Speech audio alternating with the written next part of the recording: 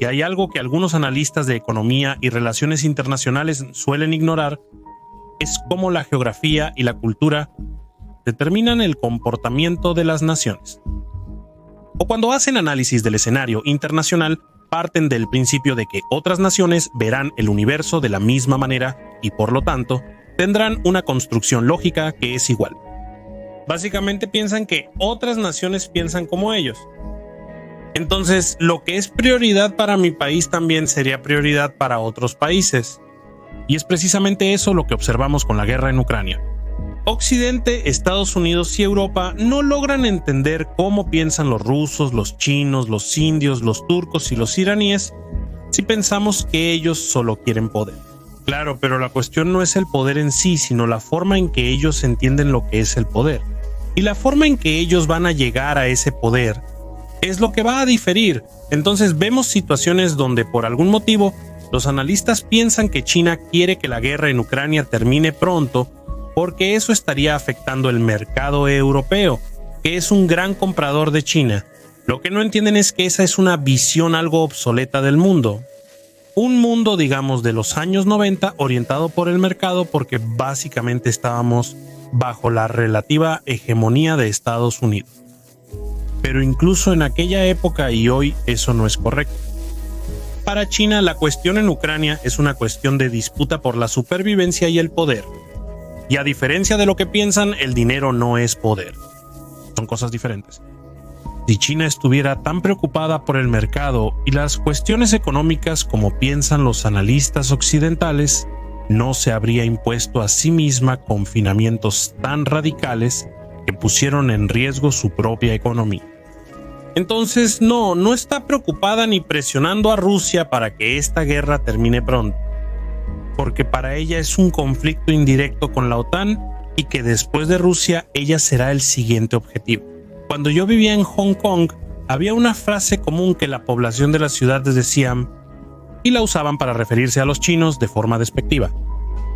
Solo los chinos entienden la mente de los chinos, y eso es verdad, pero se aplica a más pueblos además de los chinos. De hecho, eso se aplica a todos los pueblos que tuvieron una construcción civilizacional diferente. Entonces, cuando veo a analistas, ya sea en canales de YouTube o en la televisión, hablando sobre lo que otros países fuera del bloque occidental quieren o piensan, soy escéptico. Muy escéptico y cuidadoso porque la mayoría piensa con la mentalidad del eje de Estados Unidos y Europa. Y no es que eso sea un problema, pero la cuestión es que la probabilidad de que estén equivocados sobre lo que otras naciones fuera de ese bloque quieren es muy alta. En el área de inteligencia, a eso le llamamos culting, inteligencia cultural, que es cuánto conoce la persona sobre la cultura local. Porque conociendo la cultura, la historia de ese pueblo, podrás entender más fácilmente su lógica, la percepción del universo que ellos tienen. Esto va desde pequeños y aparentemente insignificantes detalles que al parecer no importan, hasta la gran estrategia de las naciones. David Priestland, en su libro Una historia del poder, hace una división de castas de la sociedad humana. Aunque su visión tenga algunas fallas, esa obra suya ayuda, en un nivel moderado, a entender la inclinación de las diferentes naciones en las relaciones internacionales. Básicamente, Priestland habla sobre la transición de las primeras sociedades humanas hasta el surgimiento de los estados y la formación de las castas, que él divide en tres: la casta del guerrero, la casta del sabio y la casta del comerciante. De forma muy resumida, Priestland dice que las sociedades humanas evolucionaron a lo largo del tiempo y estuvieron marcadas por estas tres castas. Y a lo largo de la historia, las diferentes civilizaciones a veces son gobernadas por una casta, a veces por otra. La casta dominante se asociaría con otra casta para subyugar a la tercera casta. Y así ese proceso histórico iría rotando en el tiempo y en el espacio. La casta de los guerreros fue la casta dominante en la mayor parte del mundo hasta la Edad Media, siendo esta casta la responsable de la protección de la sociedad y de las tierras. Ellos eran entrenados en el arte de la guerra y tenían acceso a las armas y a los caballos para la defensa y el ataque. Después, la casta de los comerciantes que comenzó su proceso de dominio a partir del período medieval, esta casta es responsable del comercio y de la producción de bienes y servicios. Ellos fueron capaces de acumular riquezas y gradualmente convirtieron eso en poder político. Y por último tenemos la casta de los sacerdotes o sabios, que si bien parece que me estaría refiriendo solo a personas responsables de la espiritualidad y de la enseñanza religiosa, en esta casta también estarían los científicos, los académicos, los burócratas, o en esencia aquellos que lidian con aspectos psicológicos, mentales e intelectuales. Y los diferentes tipos de profesiones que tenemos estarían ligadas formando parte de una de estas tres castas que a lo largo de miles de años evolucionaron y se fueron modificando, pero básicamente siguen siendo estas tres castas.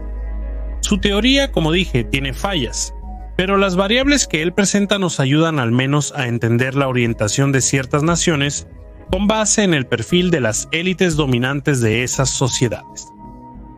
Entonces, como dice Priestland, la casta líder se asocia con otra casta para dominar a la tercera casta, los recursos y los medios de producción.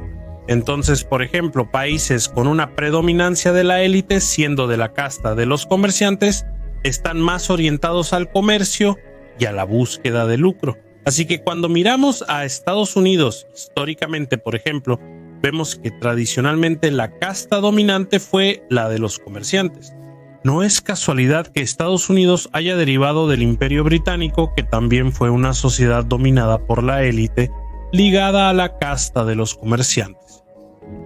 Esto es interesante porque en ambos casos, el Imperio Británico y Estados Unidos, la casta de los comerciantes se asoció con la casta de los guerreros en el caso de los militares. Otro caso en este sentido ocurre con China. En casi toda su historia, los comerciantes fueron la casta que proporcionó los medios para que otra casta dominara esa nación. Básicamente, la historia de China es una alternancia de poder, a veces con la casta de los guerreros dominando, a veces con la casta de los sabios, pero siempre esa casta dominante es sostenida por la casta de los comerciantes. Las únicas excepciones en la historia de China en general ocurren en breves periodos, generalmente durante periodos de guerras civiles que duran algunas pocas décadas, o bien algún tipo de insurgencia o tumulto político muy grande. Pues como estamos hablando de China, algunas décadas son periodos breves para una nación que tiene miles de años, siendo la última excepción justo después de la Revolución China en 1949, con las castas de los sabios burócratas del Partido Comunista, asociándose con la casta militar para intentar erradicar la casta de los comerciantes. Y como resultado, China sufrió una serie de calamidades durante 3 décadas que costaron la vida de por lo menos 50 millones de chinos. Los fracasos de las decisiones de la cúpula del Partido Comunista, como el Gran Salto Adelante o la Revolución Cultural, pronto hicieron que Mao Zedong recurriera a la casta de los comerciantes, que antes había intentado exterminar, para que ahora le ayudara a salvar a China y retomar lo que China siempre fue, una nación predominantemente comercial, con Deng Xiaoping sustituyendo a la casta de los guerreros por la casta de los comerciantes para sostener el poder de la casta de los sabios, es decir, la cúpula de los burócratas del Partido Comunista. Entiende en ese sentido que, en el caso chino, la casta de los sabios serían esos intelectuales del Partido Comunista Chino, que en un sentido histórico tienen un papel similar al de los antiguos mandarines del Imperio Chino, burócratas altamente intelectualizados que administraban el Imperio Chino en aquella época y que hoy hacen lo mismo, pero a través del Partido Comunista. Entonces, China y Estados Unidos son extremadamente parecidos y diferentes al mismo tiempo, más parecidos de lo que les gustaría admitir, pero más diferentes de lo que necesitarían ser. Ambas naciones están orientadas al comercio, son naciones comerciantes, pero en Estados Unidos esa casta fue la del comerciante protagonista, mientras que en China la casta del comerciante o mercader, depende de la traducción que uses en el libro, siempre esa es la casta que sostiene a otra casta que está en el poder.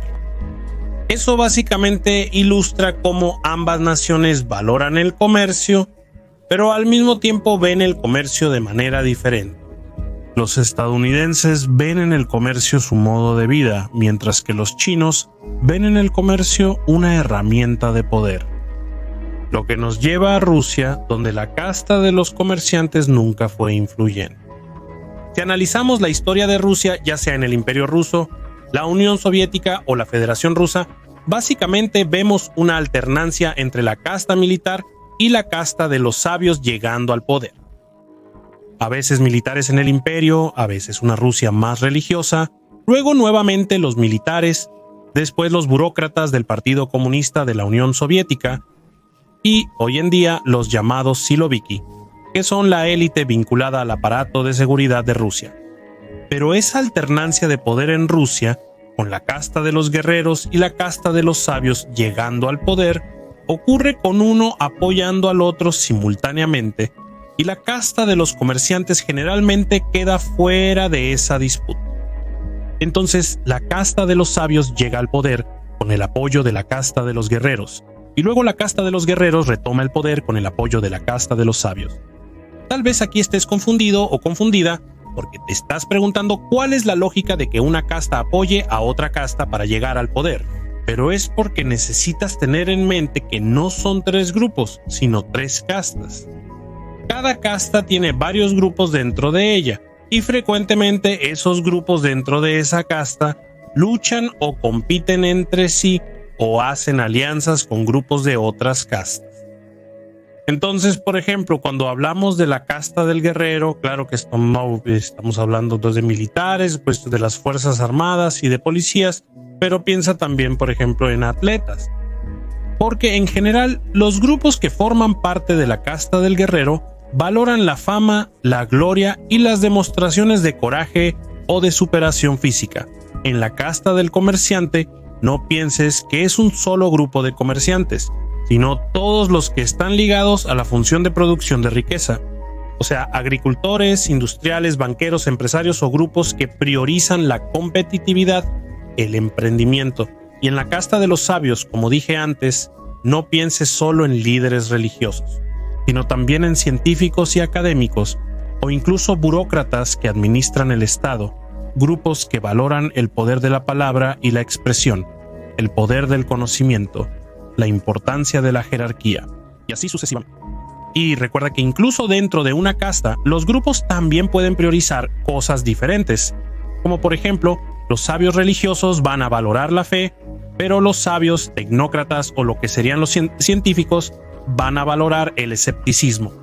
Por ejemplo, no veas todo esto de una forma muy rígida, porque hay excepciones y particularidades en cada grupo. Entiende que su teoría es solo una métrica, una brújula que nos ayuda a simplificar algún contexto histórico o geopolítico, y no una escritura sagrada que deba seguirse al pie de la letra. Entonces, tomando esto como base para una orientación, date cuenta de que en la mayoría de los casos, los países democráticos son aquellos en los que la casta dominante es la casta de los comerciantes. Hay excepciones, pero en general, en los países democráticos, la casta de los comerciantes, si no es la que domina, es la que sostiene a la casta que está en el poder. Así como en los países donde la casta dominante es la casta del guerrero o del sabio, generalmente serán dictaduras o países más cerrados. Esto nos lleva a la cuestión de por qué tales élites eventualmente tienen esa configuración, inclinándose más hacia esta o aquella casta. Y la respuesta de mucho de esto, aunque no de todo, viene de la geografía de esos países. Hoy me impresiona cómo el factor geográfico fue tan sumariamente ignorado por los cursos de economía, relaciones internacionales y ciencias sociales en los años 90 y 2000. De hecho, incluso hoy en día todavía existen profesionales de esas áreas que ignoran la influencia de la geografía o piensan que tiene un valor menor, que no tendría gran influencia. Creer que todo es construcción social y que aspectos como la geografía e incluso la genética no influirían en las decisiones de las personas y, en consecuencia, en los liderazgos, es literalmente el equivalente al terraplanismo de las humanidades. Jared Diamond, en el libro Armas, Gérmenes y Acero, dice que la historia siguió diferentes caminos para los distintos pueblos debido a las diferencias entre los ambientes en los que vivían y no por una supuesta diferencia biológica entre los pueblos. Hoy en día, porque ese libro ya es antiguo, sabemos que hay algunas fallas en su afirmación al ignorar el factor biológico. Pero la influencia de la geografía en la evolución de los diferentes pueblos demuestra cómo la teoría de Priestland, la teoría de las castas, que las divide en élites, tiene fundamento. Gerard explora cómo el entorno geográfico y la biogeografía influyeron en el desarrollo social, a pesar de que en el pasado muchos historiadores excluyeron esa posibilidad por ser lo que ellos llaman determinismo ambiental. Y créeme, nada incomoda más a los historiadores u otros científicos de las humanidades que la posibilidad de que el ser humano no tenga control sobre su propio destino, muchas veces recurriendo a tesis pseudocientíficas o ignorando investigaciones de otras áreas. Y por eso creo que es tan válido cuando los científicos de exactas y biológicas terminan intentando aventurarse en la historia, porque no solo traen una mirada más técnica y menos apasionada, sino también porque terminan siendo más rigurosos científicamente de lo que muchos historiadores creen, que todo sería construcción social. Porque como Diamond muestra gracias a la nueva información proporcionada por la ciencia, a través de disciplinas como la genética, la biología molecular, la ecología del comportamiento, la lingüística, los estudios arqueológicos y muchas otras, es posible comprender mejor cómo el ambiente influyó en el desarrollo humano. Él muestra la importancia de entender cómo el ambiente afectó a diferentes sociedades a lo largo de la historia, desde sociedades de cazadores-recolectores hasta las civilizaciones actuales, y cómo esa comprensión puede ayudar a explicar las constantes diferencias sociales y económicas entre los pueblos. Él argumenta que la diferencia en la evolución de las sociedades humanas fue causada por diferencias ambientales y geográficas. Él examina la hipótesis de que el éxito o fracaso de una sociedad está ligado a las condiciones geográficas donde se encuentra.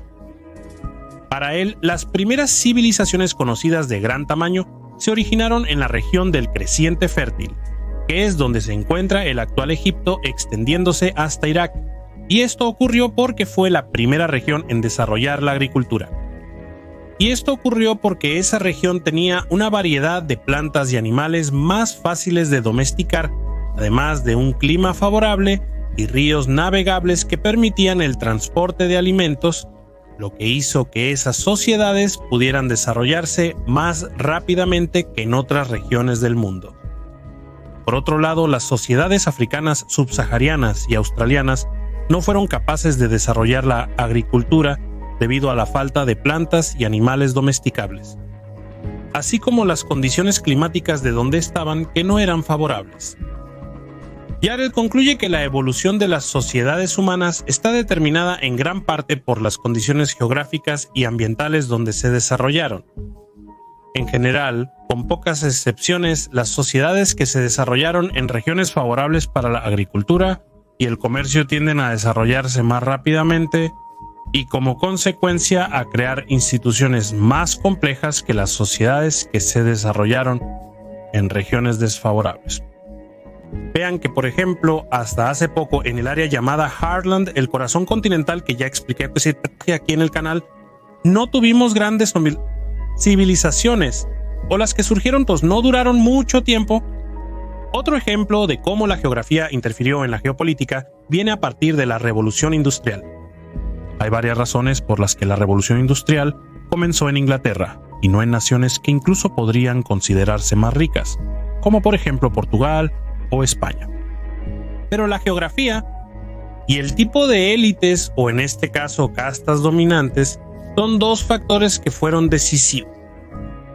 En resumen, porque no es el enfoque del video, España, Portugal e Inglaterra eran imperios dominados por la casta de los guerreros que se habían asociado con la de los comerciantes. Pero había una diferencia.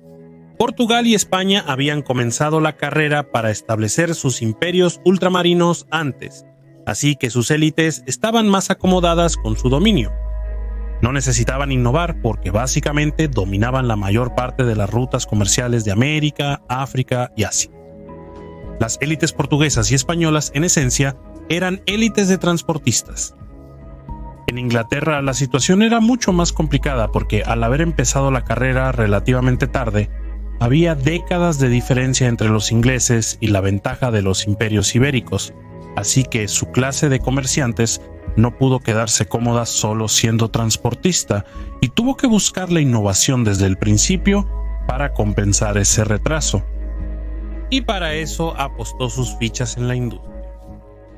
Francia eventualmente intentaría apostar por la industria también, pero la situación de la disputa entre sus castas era más complicada, porque tomaría mucho más tiempo para que la casta de los comerciantes tuviera alguna relevancia en el escenario político francés. Básicamente, los franceses estaban dominados por la casta de los guerreros en asociación con la casta de los sabios. Recuerda que en el caso de Inglaterra, Portugal y España, la casta de los guerreros dominaba en asociación con la casta de los comerciantes, pero además de la acomodación de los ibéricos y la falta de recursos de los franceses, los ingleses todavía tenían otra ventaja que era la geografía. A lo largo del siglo XVIII, la casta de los comerciantes ganó poder en Inglaterra y eso fue abriendo espacio político para el auge industrial del siglo XIX, que de hecho será la llamada Revolución Industrial. Y esto sucedió porque Inglaterra tenía acceso directo dentro de su territorio a una gran cantidad de recursos naturales, incluyendo principalmente carbón, hierro y agua, que fueron cruciales para el desarrollo de la industria. Si vemos los mapas de dónde estaba el carbón en la Europa continental, vemos que las mayores reservas de Europa en esa época estaban en zonas de conflicto. Y esto va a estimular la mayoría de las guerras europeas durante los siguientes 120 años, incluyendo la Primera y la Segunda Guerra. Pero Inglaterra tenía esa enorme reserva dentro de su propio territorio, aislado por el mar. Entonces, la combinación del tipo de élite que surgió en Inglaterra con la geografía solo podía dar como resultado un imperio mercante. Tecnológicamente avanzado, apoyado en el poder de la industria. Si esa reserva de carbón estuviera en otro país, difícilmente tendríamos un resultado equivalente. Los portugueses y españoles, aunque estuvieran sobre una fuente de carbón tan grande, difícilmente la usarían porque no verían la necesidad. Si fuera en Francia, además de ser presionada por todos los vecinos, todavía no tendría una élite de la casta de los comerciantes. Entonces, se nota cómo la construcción de élites basadas en la casta específica junto con la geografía dieron como resultado la historia del mundo tal como la conocemos. Entonces te das cuenta de cómo la teoría de Jared Diamond en su libro Armas, Gérmenes y Acero sobre la geografía y la naturaleza terminan influyendo en la historia y formación de una cultura que, a su vez, lleva a Priestland en su teoría de las castas, determinando las características de las élites de esa sociedad y en la estructura de la sociedad de ese país, y cuál casta eventualmente será la dominante en ese periodo. Y a pesar de que el enfoque de Priestland es una reinterpretación bastante pobre incluso del marxismo, queriendo imponer a la fuerza la tesis de que ahora estaríamos entrando en un periodo dominado por la casta del sabio y, por lo tanto, una forma de justificar el ascenso del socialismo, con lo cual no estoy de acuerdo.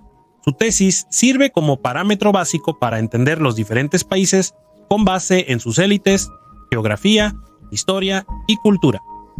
Entonces, las dos tesis de estos dos autores nos ayudan a entender por qué algunos países como Rusia o Irán difícilmente serán democracias. Y digo difícilmente casi como diciendo que es imposible, al mismo tiempo que explican por qué Estados Unidos se convirtió en una democracia y tal vez incluso en una anomalía histórica en el mundo, lo cual es preocupante conforme la casta del sabio va asumiendo el poder en el gobierno de Estados Unidos en detrimento de la casta del comerciante, lo que tal vez signifique que Estados Unidos, siguiendo por esa línea, llegue a dejar de ser una democracia en el futuro, lo cual es bastante preocupante. Pero vamos a dejar eso para otra ocasión. Gracias a todos, espero que les haya gustado y un hiper super gracias a los miembros del canal, que gracias a ellos puedo seguir trayendo contenido de geopolítica e historia para ustedes. Y si no puedes hacerte miembro para ayudar al canal a seguir creciendo y trayendo contenido, entonces comparte el video, suscríbete y activa la campanita de notificación. Eso ya ayuda bastante, especialmente si compartes mucho los videos del canal. Un abrazo y hasta la próxima.